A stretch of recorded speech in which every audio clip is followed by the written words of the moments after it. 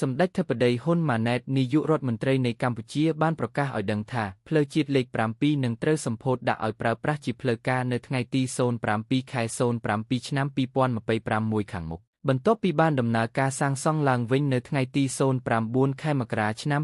2023នេះបើតាមប្រសាសន៍របស់សម្ដេចក្នុងពិធីសម្ពោធរោងចក្រផលិតកែច្នៃកៅស៊ូរបស់ក្រុមហ៊ុន Kim Rubber នៅខេត្តត្បូងឃ្មុំនាថ្ងៃទី27 ខែឧសភាឆ្នាំ2026សម្ដេចធិបតីហ៊ុនម៉ាណែតបានថ្លែងយ៉ាងដូចនេះថារឿងដែលបំបែកជាពីរនេះសក្តានុពលសិកម្មនៅខាងកើតទន្លេទាំងអស់តែឥឡូវខាងក្នុងក៏រីកដែរព្រោះវារីកពីភ្នំពេញមកវិញហើយចាប់ផ្ដើមបុកពីទិសខាងជើងឥឡូវផ្លូវជាតិលេខ7ត្រូវទៅសម្ពោធថ្ងៃ7 ខែ7 ឆ្នាំ2026ឯកឧត្តមពេងពោតនាថាអត់ចាំ2027ទេខ្លាចយូរពេក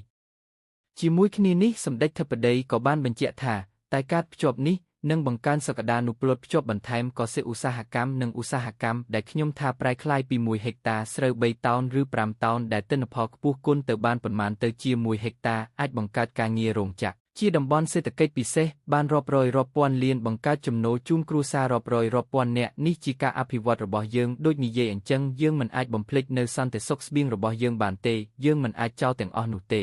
យើងមានភារកិច្ចធ្វើឲ្យកសិករមានចំណូលគាត់កើនមិនថាដំណាំណាឬដំណាំនោះទេនេះគឺជាគោលដៅសំខាន់ជាការកត់សម្គាល់ផ្លូវជាតិលេខ7ត្រូវបានសាងសង់ដោយក្រុមហ៊ុនសាជីវកម្មស្ពាននិងថ្នល់ចិន CABC និងត្រួតពិនិត្យបច្ចេកទេសដោយក្រុមហ៊ុនទីប្រឹក្សាបច្ចេកទេសខ្វាងជើវ៉ាន់អានគម្រោងធ្វើផ្លូវនេះមានបញ្ចូលនៅការសាងសង់ស្ពានថ្មីមួយកន្លែងប្រវែង40ម៉ែត្រជាមួយតឹង24ម៉ែត្រស្ពានថ្មី6កន្លែងផ្សេងទៀតប្រវែងសរុប106ម៉ែត្រនិងពង្រីកបន្ថែមស្ពានចាស់ដែរ